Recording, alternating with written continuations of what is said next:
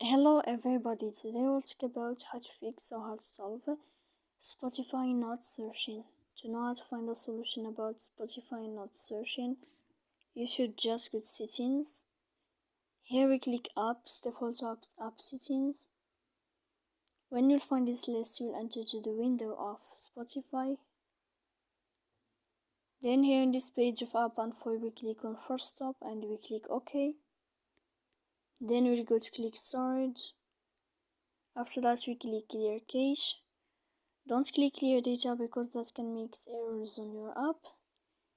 And then you can turn off your Wi-Fi and you can wait a moment to turn on your Wi-Fi again to fix that problem.